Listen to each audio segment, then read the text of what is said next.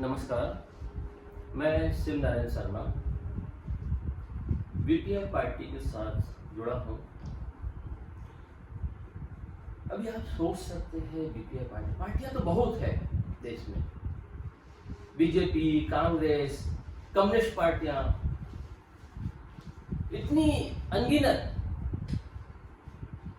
मगर ये BPI voters party interest क्या, जो मैं पहले कहता था, हमें पार्टियों से नहीं जोड़ना, क्योंकि जो सिस्टम है वो सिस्टम काम नहीं कर रहा है और सिस्टम को कंट्रोल कर रहे हैं ये पार्टी के नेता लोग, भ्रष्ट नेता। अब अगर सिस्टम में बैठे हुए कलेक्टर, आईएएस अफसर, आईपीएस अफसर ये अगर नेता के इशारे पर चल रहे हैं, संविधान का उल्लंघन कर रहे हैं, धज्जियां उड़ा रहे हैं, तो क्या वो लीगल तरीके से कर रहे हैं?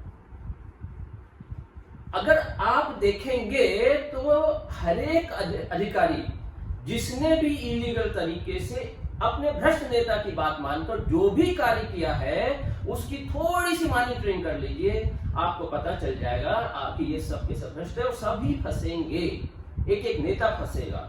और इसी वजह से हम पार्टियों से नहीं जोड़ना चाहते थे। हम कहते थे जो सामाजिक वर्क होता है उसमें ही अगर हमारी टीम परफेक्ट ढंग से काम करने लग जाए तो इन जैसे भ्रष्ट अधिकारियों को ठीक कर सकती है। जैसे एक सिंपल सा है उदाहरण, अगर रोड पर 1000 का नोट पड़ा है और वहां कैमरा लगा है तो एक बदमाश से निर्दोष व्यक्ति भी उस नोट को सही जगह पर पहुंचाएगा, जबकि अगर कैमरा नहीं है तो ईमानदार व्यक्ति भी उसको अपनी जेब में रख लेगा। तो हमें उस सिस्टम पर मॉनिटरिंग करनी थी, उसके बेस को लेकर के हम आगे बढ़े थे।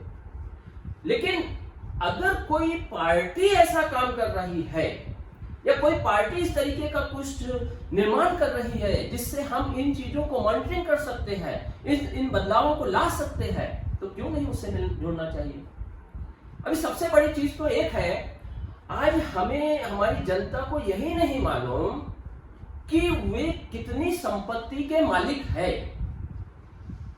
आप कैलकुलेशन कीजिए थोड़ा सा, आपको मालूम पड़ेगा ये जो रोड बने हैं ये रोड किसके पैसों से बने हैं। ये आम जनता की मेहनत की कमाई से, जिसका टैक्स जाता है।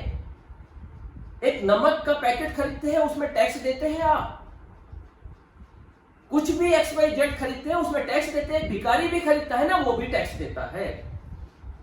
और इन टैक्सों से ही है जितने रोड, जितने संस्थान, चाहे वो हवाई अड्डे हो, BSNL हो, रेलवे हो, ये सब हमारे ही टैक्सों से बन रहे हैं। जमीन के अंदर जो खनिज है, जो सोना, चांदी, हीरे, जवाहरात, पन्ना जो निकलता है वो सब हम सब का है, उसमें हम सब की बराबर की हिस्सेदारी है। उसका एक कैलकुलेशन भी किया था कुछ समय पहले, कुछ साल पहले एक सीरियल में आमिर खान ने किया था, आमिर खान के सीरियल में एक इंजीनियर ने किया था, जिसके अनुसार साफ साफ नजर आया था कि एक नागरिक 25 करोड़ की संपत्ति का मालिक है। ये पूरा कैलकुलेशन है। एक ये मीडिया जो है ना, एक चीज दिखाती है, बड़ी आसानी से दिखाती है। क्या दिखाती है? कि बच्चा पैदा हुआ उसके ऊपर 25,000 का कर्जा, बढ़िया ये बोल देती है, कहती है कि भाई आपके ऊपर तो कर्जा है। भाई आगे भी तो बताना चाहिए ना मीडिया को, ये मीडिया का ही तो काम है, अवेयरनेस फैलाना। मीडिया अगर चाहे, जो चौथा स्तंभ है हमारे देश का, वो चाहे तो बदलाव ला सकता है, मगर मीडिया वो काम नहीं कर रहा। वो 25,000 के बारे में बता रहा है लेकिन वो 25 करोड़ के बारे में नहीं बता रहा है। अगर मीडिया वो बताए तो हम लोगों को पार्टी बनाने की जरूरत नहीं, हम लोगों को एनजीओ बनाने की जरूरत, कुछ भी करने की जरूरत नहीं है। क्यों? क्योंकि सच्चाई जनता के सामने आ जाएगी। आज अगर एक व्यक्ति को अगर मालूम है कि मेरे को एक फलाने से 25,000 रुपए लेना है, उसे मालूम है कि 25,000 लेना है, तो वो अपना पैसा वसूल करता है। क्यों? उसको मालूम है कि वो लेना है उसे। लेकिन मीडिया ने ये तो बता दिया कि 25,000 रुपए कर्जा चढ़ रहा है बच्चे के ऊपर, लेकिन मीडिया ने यह नहीं बताया कि वो जो कर्जा लिया गया है वो किस चीज के लिए लिया गया है। आप कर्जा लेते हो तो कुछ कमाई, कुछ व्यापार या कुछ उसके लिए कि जिससे आपको लाभ प्राप्त हो, इसके लिए कर्जा लेते हो ना। तो आपके नाम से कर्जा लिया गया, तो किस चीज में लगाया गया कर्जा, वो क्यों नहीं बताया गया आपको? और वो जिस चीज में लगाया गया उसके बल पर कमाई करने वाले दूसरे लोग बैठे हैं। कमाई किसको मिलनी चाहिए? सबको बराबर से मिलनी चाहिए। लेकिन क्या हो रहा है, 4% लोगों के पास आपकी कमाई जो आपके फंड से बन रही है, वो उस कमाई का 90% सिर्फ 4% लोगों के पास जा रहा है। और बाकी जो है 96% लोग, उनके पास सिर्फ 10% आ रहा है। एक किसान, एक भिखारी 25 करोड़ की संपत्ति का मालिक है, लेकिन एक किसान को सिर्फ 2000 रुपए, 5000 रुपए के लिए जलील होना पड़ता है, पूरे परिवार को आत्महत्या करनी पड़ती है। इसकी जानकारी कौन देगा? मीडिया का काम है ना ये। तो वही काम यह पार्टी कर रही है।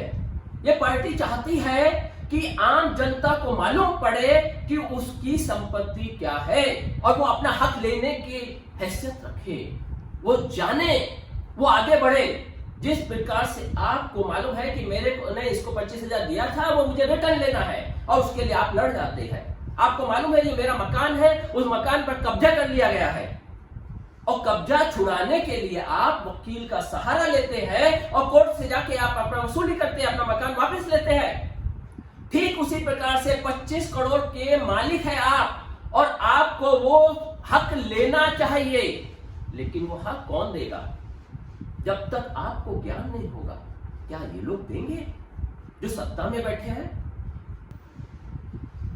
हमें समझना है। हमें आज की तारीख में जो मीडिया है, मीडिया कौन है?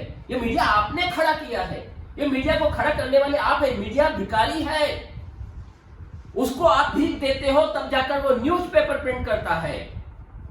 और जिस वक्त ये इसकी पूरी जो ये बनी थी, कानून बना था, उस वक्त क्या कहा गया था कि 85% न्यूज जनहित में लिखी जाएगी, सिर्फ 15% ही एडवर्टाइजमेंट लिए जाएंगे या अन्य न्यूज़ें डाली जाएगी।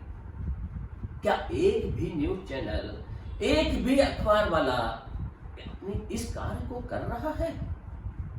और आपके फंड से वो जा रहा है। जो अखबार में जो अखबार प्रिंट होता है, वो प्रिंट उतना सस्ते में उनको पेपर मिलता है। अगर वो पेपर आप खरीदने जाएंगे तो उस पेपर की कॉस्ट ही 20 रुपए के आसपास आएगी, और वो पेपर आपको 5 रुपए में, 7-8 रुपए में दिया जाता है, और इनको वो खाली 50 पैसे, 1 रुपए में दिया जाता है। क्या कर रहे हैं? क्या अपनी ईमानदारी से अपना काम कर रहे हैं? नहीं कर रहे, मगर इस जानकारी को कोई भी किसी को शेयर नहीं कर रहा है। इस मीडिया को आप एक चीज भी समझिए जो बहुत जरूरी है। ये जो आते हैं ना मीडिया वाले, अच्छे अच्छे स्टोरी ढूंढने के लिए जगह जगह जाते हैं। क्या करते हैं? आपके घर आते हैं, आपकी स्टोरी देखते हैं, उसको लिखते हैं, बहुत अच्छे प्रकार से लिखते हैं। अच्छे अच्छे जर्नलिस्ट, कई योद्धा निकलते हैं बाहर, युवा निकलते हैं, वो सोचते हैं हम देश का बदलाव करेंगे, बहुत अच्छा अच्छा लिखते हैं वो लोग। मगर क्या होता है, उनकी जब स्टोरी लिख के वो अपने मालिक के पास पहुंचाते हैं, तो वो तो है अपने व्यापारी, वो देखता है ये स्टोरी, बोलता है कि क्या लिखा है, और उस स्टोरी को उसके सामने इस तरीके से पेश करते हैं कि वो कचरा है। वो बेचारा फिर से दूसरी नई स्टोरी के लिए मेहनत करने निकल पड़ता है। मगर क्या होता है, इस स्टोरी को ना छापने के लिए इसके अपोजिट पार्टी के पास सामने वाला मालिक पहुंच जाता है, और ना छापने का पैसा लेकर के उस स्टोरी को साइड में कर देता और कमाता है। मेहनत कौन करता है? वो बेचारा जर्नलिस्ट, जो युवा, जो जिसमें जोश था, जो चाहता था देश में बदलाव लाए। क्या किया इन्होंने? उनके मालिक लोग अपने अय्यासी के लिए इन लोगों का खून चूस रहे हैं, और खुद के मकान, बंगले और स्विस बैंकों में अपना पैसा जमा करवा रहे हैं। ये खेल हो रहा है। अभी हम सबको अगर सही मायने में सबको उनका हक दिलाना है। आप एक चीज को समझिए, आपके घर के आसपास अगर गंदगी है, तो क्या वो बदबू आपके घर में नहीं घुस रही? अगर बदबू आपके घर में घुस रही है तो उसी प्रकार से देश में जो बेरोजगारी है, जो आर्थिक मंदी है, जो अपने भुखमरी है, उसका असर भी आपके ऊपर पड़ता है। अगर आपकी थोड़ी सी मेहनत से या सामने वाले ने उस थोड़ी मेहनत करी और आपके आसपास बगीचा खड़ा कर दिया, यानी आपके पड़ोसी के घर में बगीचा है, फूलों की महक है, फूलों के बगीचे खिले हुए हैं, तो वो महक आपके घर पहुंचने वाली है। वो महक आज इन भ्रष्ट नेताओं की वजह से नहीं पहुंच रही है, और उसको पहुंचाने के लिए आपको खड़े होना पड़ेगा, आपको खुद मीडिया बनना पड़ेगा। जो समझ रहा है, जो हमारे संगठन से जुड़े हैं या जो नागरिक लोग हैं, उनको समझना, उनको ये चीज कि ये आपका हक है, वो आपका हक ले सकते हो। आप पूछिए अपने नेताओं से जो आपके घर पर आए, उनसे पूछिए कि बीपीआई तो ये बोल रही है कि हम 25 करोड़ के मालिक हैं, क्या आप हमें बता सकते हैं कि हम हैं या नहीं है? सच बताइए। आप पूछ के देखिए जरा, बात करवाना हमसे। अगर वो बोलते हैं कि नहीं ये तो झूठ बोल रहे हैं, आपको बेवकूफ बना रहे हैं, हमसे बात कराना, हम उनको चैलेंज करते हैं, वो हमारे को झूठा साबित कर दे। और ये हक आप तभी ले सकते हो जब आप एकत्र होंगे। आप बीपीआई जैसी किसी भी पार्टी को जो समाज के लिए काम कर रही है, उसको खड़ा करने में मदद करेंगे। और ये हम लोगों का चैलेंज है कि अगर हम सत्ता में आ गए तो स्टेट में अगर सत्ता में आते हैं तो 3,000 रुपए महीना आपको दिला सकते हैं, और अगर सेंट्रल में आएंगे तो 8,000 रुपए आपको मिलेंगे। इन नेताओं से पूछिए 70 सालों से आप लोगों ने क्या किया। यहां पर बाढ़ आती है आसाम में, पंजाब को देखिए आप, पंजाब एक छोटा सा प्रदेश है, छोटा सा, आसाम से बहुत छोटा है वो। वहां पे एक किसान के घर में ट्रैक्टर है, उनकी जगह 2 एकड़ है, 3 एकड़ है, मगर ट्रैक्टर है। और बिहार में देखिए, यूपी में देखिए, वहां पर 5-5 एकड़ के किसान है। क्या करते हैं वो मजदूरी करते हैं पंजाब में जाकर। क्यों? क्योंकि अगर वो अपने देश में, अपने प्रदेश में खेती करेंगे तो उनका माल बिकेगा कहां? क्योंकि उनमें अवेयरनेस नहीं थी, और पंजाबियों में अवेयरनेस थी। जिस टाइम एमएसपी लागू हुआ था, सरकारी मंडियां शुरू हुई थी, उस टाइम उन लोगों ने सरकारी मंडी खड़े होकर खुलवाई थी, और उस खुले होने की वजह से आज वो उनका रेडीमेड मार्केट मिल गया था। उन्हें मालूम था मेरा माल यहां से मैं बनाऊंगा, कुछ भी पैदा करूंगा, वो सरकारी उसमें जाएगा। उन्होंने खड़े होकर करवाया। लेकिन बिहार और यूपी के लोगों ने, क्योंकि अवेयरनेस नहीं थी, जानकारी नहीं थी, परिणाम आप देखिए यूपी बिहार के लोगों को। और पंजाब पूरे उन कितने लोगों को खिला रहा है वहां बॉर्डर पे बैठकर। हम सब उसके, अगर ये बिल जो किसान बिल है वो अगर आता है तो जिस प्रकार से सरकारी मंडियों को खत्म, यानी अपने सरकारी स्कूल खत्म हुए, उसी प्रकार से सरकारी मंडियां भी खत्म हो जाएगी। और उसी चीज को आप समझिए, आपका आसाम में आपके लोगों को इन लोगों ने बिल्कुल मतलब जाहिल बना के रखा, पढ़ने नहीं दिया, उनको एजुकेटेड नहीं होने का, उनको मालूम नहीं पड़ रहा कि हमारा हक क्या है। बाढ़ आती है, कुछ भी, इसी बाढ़ और पानी से तो पूरा दुनिया महक रही है। पूरी दुनिया पानी और इसके ऊपर ही तो चल रही है, जिसके बल पर फसलें और कितने समृद्धि होती है, बिजली, एनर्जी पैदा होती है, जाने क्या क्या होता है इस पानी और इससे। मगर ये पानी आपके लिए अकाल और आपदा बनती है, और इसी पानी को चाइना ने इस्तेमाल कर रही है और वो अपने लिए एनर्जी पैदा कर रही है। सिर्फ अवेयरनेस है।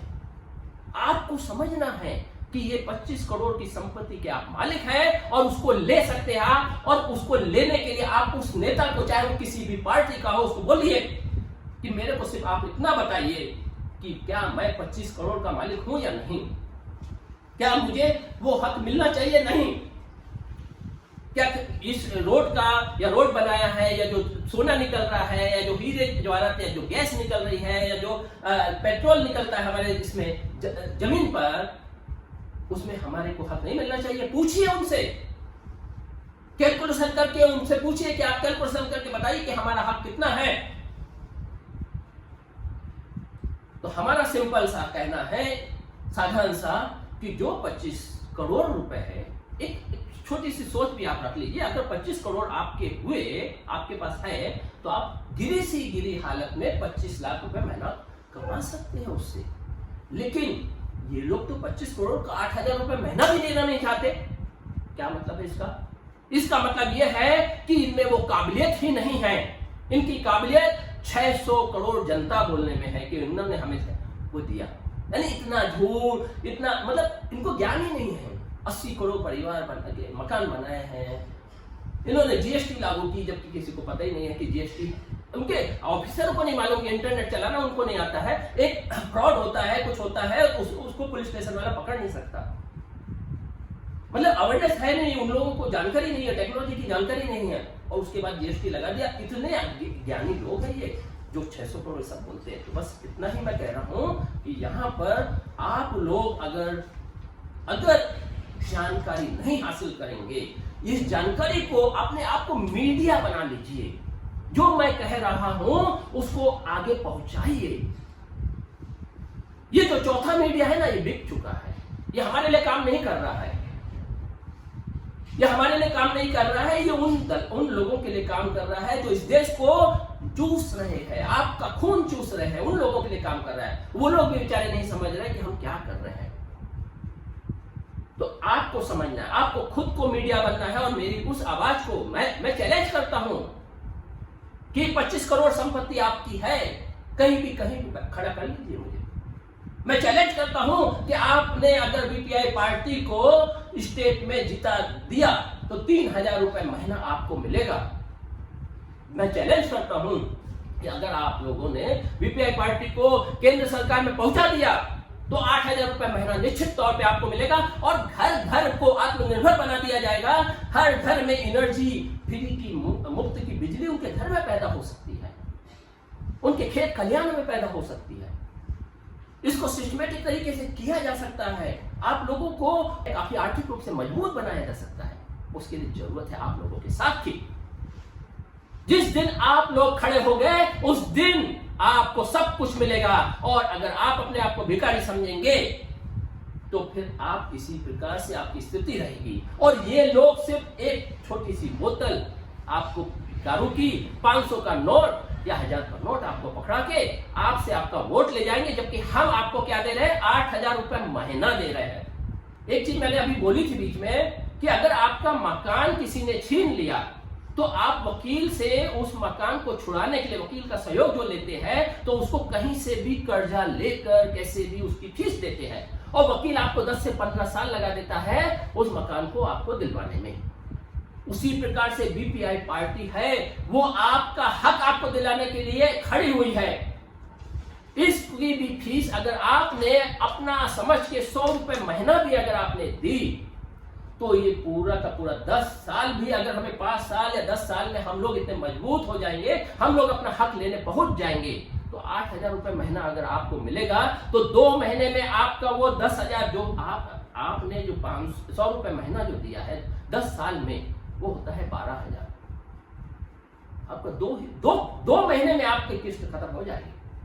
आपने जिस प्रकार से वकील को खड़ा किया है उस तरीके से बीपीआई पार्टी को खड़ा कीजिए, देखिए आपको क्या नहीं मिलेगा। और ये किसी जुमलेबाजी का वो रोल नहीं है कि उसने बोला कि मैं 15 लाख रुपए लाके दूंगा और उसको उन्होंने बोल दिया जुमलेबाजी। ये हमारा जुमलेबाजी नहीं है, इसको समझ सकते हैं आप। और ये पूरा कैलकुलेट है। इसके एक पन्ने गोयल रिपोर्ट बनी थी संसद में, गोयल रिपोर्ट पास हुई थी और उसके ऊपर संसद में आना था। क्या हुआ था? एक पूरा इतिहास है इसका। पिछले 20 साल से इस मामले में पूरी स्टडी की गई है।